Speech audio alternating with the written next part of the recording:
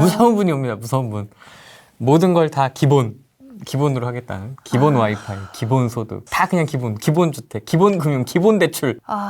근데 사람들이 기본 가지고 만족할 수 있을까요? 1년에 100만 원 준대. 네. 좋아요?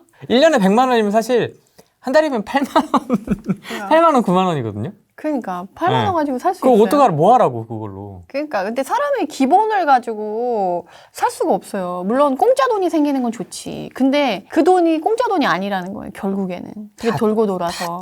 뒤에서 뒤통수 맞는 거죠. 1번으로 쓸 돈이냐 2번으로 쓸 돈이냐의 차이가 바뀌는 것일 뿐 그게 이제 공짜 돈은 아니거든요.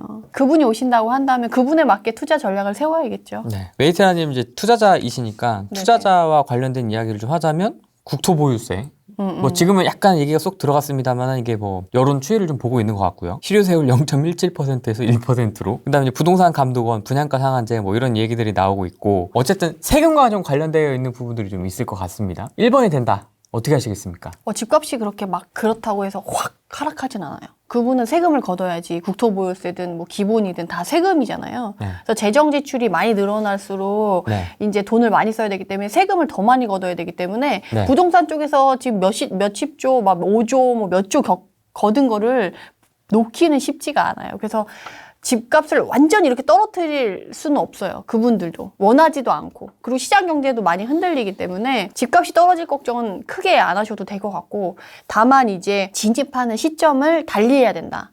라는 걸 말씀드리고 싶어요. 그래서 어떤 후보군의 이제 후보가 대통령이 되냐에 따라서 본인의 매수 시점이 달라질 뿐 투자는 계속 해야 된다라는 주의라고 저는 말씀드리고 싶고 혹시 1번 이재명 후보께서 당선이 되신다고 한다면 우선 대선과 동시에 그 한시죠. 양도세 중과 배제를 3개월 동안은 아예 없애고 그 다음 3개월은 반, 그 다음은 3분의 1 뭐 이런 식으로 줄여간다고 했잖아요. 그 딱 대선이 끝나고서 그 3개월 안에 거기서 이제 밑장 빼기라던가 본인 다주택자이시면 밑장 빼기라던가 매수라던가 이런 거를 그 안에서 해결을 하고 그 이후에는 이제 버티기 할 걸 생각하셔가지고 그렇게 세팅을 알짜배기로 이렇게 바꿔놓는 시기로 하시면 좋을 것 같아요. 그래서 만약에 지금 사실 1가구 1주택 비과세 특례법에 의해서 좀 갈아타게 하고 싶으신 분들의 질문이 되게 많거든요. 네. 근데 그분들이 오히려 그때 갈아타게 하기 딱 좋은 시기가 아닌가 싶어요.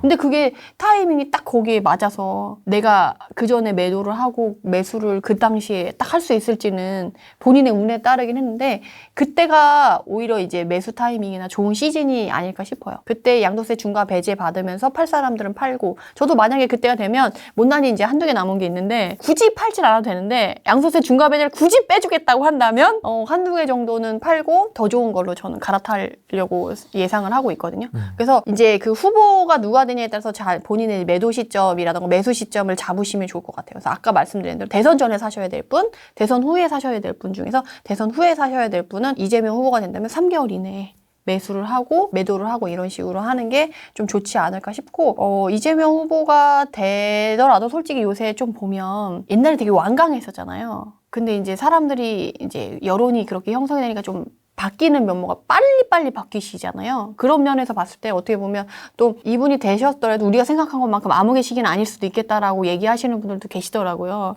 그렇지만 우리는 항상 최악까지 산정하고 들어가야 되기 때문에 그 3개월 안에 내가 모든 걸 이제 하겠다라고 준비를 세팅을 해놓고 나서 움직이시면 기회를 잡을 수 있지 않을까 싶어요. 왜냐면 뒤로 갈수록 오히려 사기 힘들어지고 세금은 더 올라가고 팔려는 사람은 없고 가격은 오르고 투자 환경이 뒤로 갈수록 더 안 좋아질 거예요. 1번이 되신다고 하면 대선이 끝난 이후로 계속 안 좋아져서 이렇게 쭉 갈 거기 때문에 뒤로 갈수록 투자 환경이 안 좋으니까 앞쪽에 내가 뭔가를 하겠다라는 그 전략을 가지고 움직이시면 좋을 것 같아요. 앞에 움직여라. 네네. 대선 후 바로 직전. 직전이 아니고 직후. 직후. 네. 그래서 지금 공부하셔가지고 딱 모니터링 하면 딱 좋은 시기죠, 지금이. 그럼 이제 2번. 2번이 되신다고 하면 윤이 된다. 집권 기간 내내 여유롭게 그 세금 변화에 따라서 하시면 되겠다. 왜냐면 이분은 한시적이 아니잖아요. 종부세도 이제 개편하겠다. 그리고 양도세도 이제 이렇게 해서 매물이 좀 나오겠다 하면 좀 시장이 정상화될 수 있다라는 걸 좀 기대해 볼 수가 있는 거죠. 그럼 시장이 정상화되면 우리가 원래 투자하던 대로 투자를 한다고 생각을 하시면 돼요. 그래서 이거는 시기에 상관없이 어쨌든 근데 대선 후에 뭔가 정책이 확 발표되면 그걸 이슈화에 대해서 막 사람들이 움직이니까 그거에 대한 기류를 타실 분들은 그거에 맞게 움직이시면 되고 내가 만약에 그 기류를 못 탄다 싶으면 이재명 후보가 된 것 뒤쪽보다는 앞쪽보다는 좀 넓게 시간을 보고 좀 더 여유 있게 볼 수가 있는 거죠. 시장이 정상화됐을 경우를 대비해서 시장이 정상화됐을 때 가치가 재평가되는 지역이나 단지를 위주로도 봤을 때 그 전략이나 지역 단지 보는 범위까지도 바뀌어 볼 수가 있는 거죠. 그래서 이재명 후보가 되신다고 하면 세금적인 부분에서의 중점을 두고 시기를 딱 정해서 본다고 한다면 윤석열 후보는 전반적인 시기를 다 놓고 봤을 때 가치가 달라지는 시장 정상화에 맞춰서 가치가 달라지는 투자 전략을 바꿔서 하는 그런 투자 방향으로 좀 전략을 세워놓으면 좋겠죠. 약간 그런 식으로 후보에 맞게 전략을 세워놓으시면 너무 좋을 것 같아요. 근데 어차피 두 후보 모두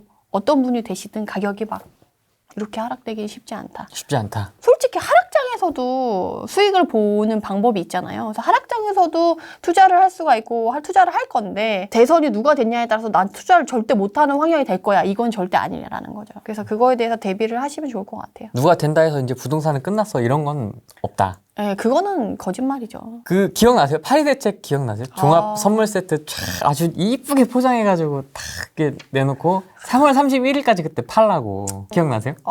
그때 트라우마가 하나 있어요. 제가 그때 6월 때 파리 대책 발표되기 전 6월에 이제 광명에 입성하려고 입성이 아니죠. 광명에 이제 물건을 하나 하려고. 네, 2,000개 있었거든요. 자녀한테 미성년자한테는 2천만 원씩 증여가 비과세 증여가 가능하잖아요. 그런 걸로 쓰려고 하다가 이제 파리 대책 전이니까 사람들이 너도 나도 딱 떨고 있었잖아요. 그래서 금매가 있어서 그걸 사려고 했는데 그게 컨트롤이 안 돼가지고 저도 또 그때 당시에는 담이 또 워낙 유리 멘탈이기 때문에 파리 대책이 어떻게 될지 모르니까 또 과감하게 지르지 못했던 거예요. 그래서 그때 놓쳤는데 그게 지금 너무 슬프죠. 그런 식으로 좀 뭔가 딱 종합적으로 나오지 않을까 1번이 된다면. 종합적으로 나와도 파리 대책 우리가 겪어봤잖아요. 그리고 어떤 방향이 나오든 그 시장을 다 막을 수가 없어요. 그 사이사이에 구멍이 생길 수밖에 없거든요. 그 구멍을 내가 빨리 찾냐 못 찾느냐 그 차이가 있을 거고 투자를 하는 사람들은 그래도 그 안에서 틈새를 찾아서 갈 거거든요. 그래서 저는 그거를 꾸준히 생각하면서 그냥 계속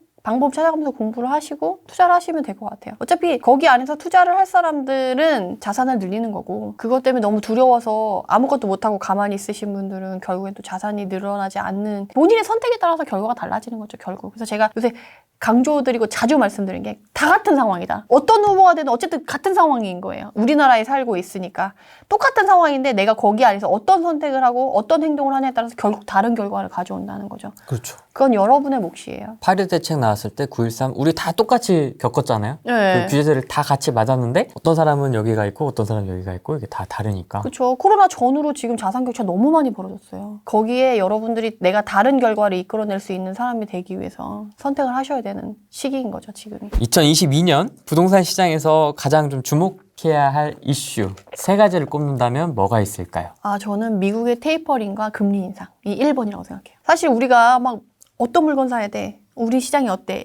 여기 약간 너무 미시적으로만 보는 건 지금 좀 리스크가 있는 시장이라서 거시경제를 먼저 봐야 된다라고 말씀을 드리고 싶고 미국이 이제 어떻게 움직이냐에 따라서 외국에서 어떤 타격이 오냐에 따라서 우리나라에 큰 영향을 미칠 수 있으면 그게 저는 제일 큰 요인이 될 거라고 생각이 되고 만약에 그걸 배제하고 정말 우리끼리만의 리그에서 지금과 같은 분위기가 쭉 유지된다라고 하면 부동산 가격이 크게 흔들릴 일은 없다라고 저는 생각이 들거든요. 그래서 1번을 제일 먼저 여러분들이 좀 확인하셨으면 좋겠고 두 번째는 이제 대선 결과인 거죠. 대선 결과에 따라서 내가 빨리 투자할 거냐, 천천히 여유 있게 할 거냐, 그리고 이제 어떤 투자 물건이나 이제 지역이나 가치가 바뀔 거냐를 판단을 할 수가 있고 이제 세 번째가 2022년 2+2 임대차 3법이 그게 끝난 게 제일 큰 이슈가 되지 않을까 싶어요. 그래서 이렇게 1, 2, 3 세 가지를 중점적으로 보셨으면 좋겠어요. 올해 8월 너무 기대돼요. 어떤 모습으로 나타날까? 그게 전세가 확 이렇게 상승할 거다에 대한 기대도 있지만 그거 말고도 그 시장을 대해서 우리 사람들이 어떻게 적응해 나갈 거냐, 적응하는 모습들이 어떻게 바뀔 거냐에 대한 모니터링에 대한 기대감도 있어요. 지금 사실 이전